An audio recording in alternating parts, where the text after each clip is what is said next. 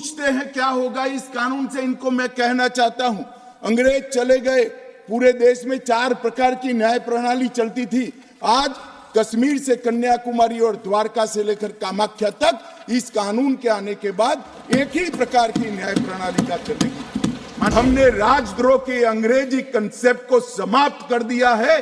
शासन के खिलाफ कोई भी बोल सकता है इस देश के अंदर, देश के खिलाफ आप नहीं बोल सकते हो। देश के खिलाफ बोलोगे, देश के खिलाफ कुछ करोगे, देश के हितों को नुकसान करोगे तो कठोर से कठोर दंड का प्रावधान इस कानून के अंदर। इस कानून का संपूर्ण इंप्लीमेंटेशन होने के बाद तारीख पे तारीख का जमाना जाएगा।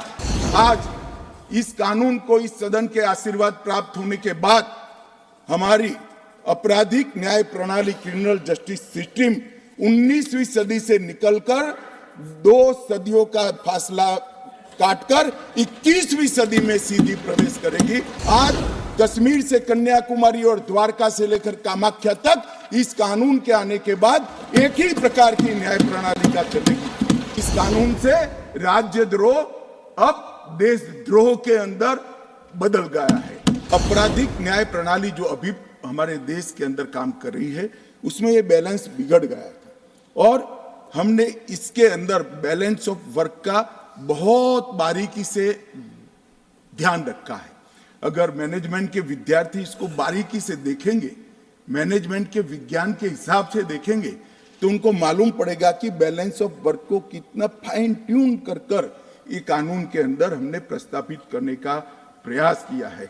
और मान्यवर, मैं आपको और आपके माध्यम से सदन को और सदन के माध्यम से पूरे देश की जनता को विश्वास दिलाना चाहता हूं, इस कानून का संपूर्ण इंप्लीमेंटेशन होने के बाद तारीख पे तारीख का जमाना जाएगा। 3 साल में किसी भी विक्टिम को न्याय मिल जाए, ऐसी न्याय प्रणाली इस देश के अंदर प्रस्तावित होगी। मान्यवर, ये लोग जो पूछते हैं क्या होगा इस कानून से, मैं आज उनको बताना चाहता हूं मान्यवर, आज इस कानून को इस सदन के आशीर्वाद प्राप्त होने के बाद हमारी आपराधिक न्याय प्रणाली, क्रिमिनल जस्टिस सिस्टम 19वीं सदी से निकलकर 2 सदियों का फासला काटकर 21वीं सदी में सीधी प्रवेश करेगी। मान्यवर, क्या होगा इस कानून से, मूल भारतीय परंपरा की न्याय की अवधारणा को समग्र विश्व को हम परिचय करा पाएंगे और इसके सुफल इस देश की जनता चख पाएगी। क्या होगा इससे जो पूछते हैं, मैं उनको कहना चाहता हूं, विश्व की सबसे आधुनिक और वैज्ञानिक न्याय प्रणाली का भारत की 140 करोड़ की जनता के लिए उपस्थित होगी। क्या होगा इस कानून से जो पूछते हैं, उनको मैं बताना चाहता हूं कि आज जो विद्यमान है वो सारी तकनीक और आने वाले 100 साल तक जो तकनीक आगे बढ़ सकती है, वो सारी तकनीक को सिर्फ रूल्स में परिवर्तन कर कर समाहित किया जाए, इतनी दूरदृष्टि के साथ तकनीक को इस कानून के अंदर समाहित किया गया। जो पूछते हैं क्या होगा इस कानून से, मैं उनको कहना चाहता हूं कि 7 साल से ज्यादा सजा है वो सभी घृणित अपराधों के लिए हमने फोरेंसिक साइंस लेबोरेटरी की विजिट को कंपलसरी किया है, जिससे कन्विक्शन रेशियो के अंदर बढ़ावा होगा।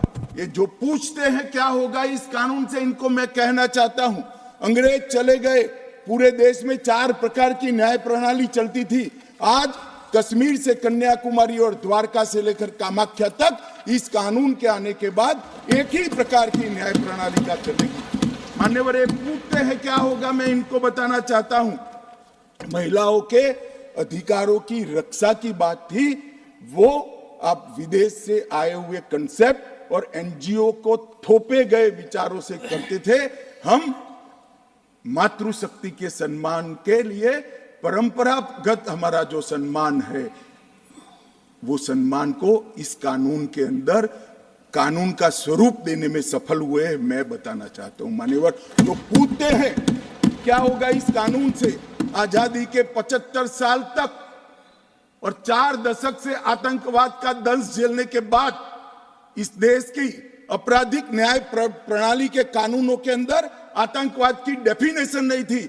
नरेंद्र मोदी जी ने जीरो टॉलरेंस टुवर्ड आतंकवाद का परिचय कराते हुए टेररिज्म की डेफिनेशन को इसके अंदर शामिल किया है। मान्यवर, जो पूछते हैं कि इस कानून से क्या होगा, मैं उनको बताना चाहता हूं कि इस कानून से राज्यद्रोह अब देशद्रोह के अंदर बदल गया है। राज्य के शासन की रक्षा के लिए एक जमाना था जब ब्रिटिश ताज का इस देश के अंदर शासन था। मान्यवर, रानी के खिलाफ कोई आवाज नहीं कर सकता, फांसी पे चढ़ा दिए जाए। महात्मा गांधी हो, तिलक महाराज हो, वीर सावरकर हो, वो राजद्रोह के कानून में कई साल जेल में रखे और आपने भी इसका उपयोग बखूबी किया। इमरजेंसी के अंदर ढेर सारे लोगों को जेल में डाल दिया, ढेर सारे विपक्ष के नेताओं। मान्यवर, हमने राजद्रोह के अंग्रेजी कंसेप्ट को समाप्त कर दिया है। शासन के खिलाफ कोई भी बोल सकता है इस देश के अंदर। अब वाणी स्वतंत्रता का अधिकार भी है और लोकतंत्र है, मगर देश के खिलाफ आप नहीं बोल सकते हो। देश के खिलाफ बोलोगे, देश के खिलाफ कुछ करोगे, देश के हितों को नुकसान करोगे तो कठोर से कठोर दंड का प्रावधान इस कानून के अंदर है। व्यक्ति और देश के बीच में क्या अंतर होता है? डेमोक्रेसी का जो मूल विचार है, लोकतंत्र का जो विचार है, देश महान होता है, व्यक्ति महान नहीं होता है।